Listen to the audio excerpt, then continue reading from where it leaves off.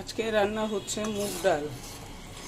এই মুগ ডালটা দোকান থেকে কিনা মুগ ডাল না গাইস, এটা ক্ষেত থেকে একদম খোসা সহ ডাল আনা হয়েছে। সেটা আমি খোসা ছিলে তারপর রান্না করছি। এই ডালটার গ্রানটাও অনেক সুন্দর এবং খেতে অনেক বেশি মজা, কারণ এটা সম্পূর্ণ কেমিক্যাল ছাড়া। ডালটা কোনো পরিমাণ কেমিক্যাল নেই, একদম সরাসরি কৃষকের হাত থেকে ডালটা আমরা আনি। আর দুপুরে আমার মেয়ের জন্য আমি ভেন্ডি ভাজি করছি।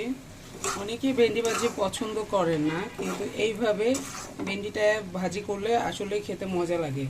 আর ভেন্ডিতে প্রচুর পরিমাণ ক্যালসিয়াম আছে এবং ভিটামিন আছে, যেটা আমাদের শরীরের জন্য অনেক উপকার। যারা দুধ বা ধরেন ভিটামিন ক্যালসিয়ামযুক্ত খাবারগুলো খেতে পারেন না, তারা অবশ্যই এখন এই সিজনে প্রচুর ভেন্ডি পাওয়া যায়, তো আপনারা ভেন্ডিটা ভাজি করে ভর্তা করে রান্না করে খেতে পারেন।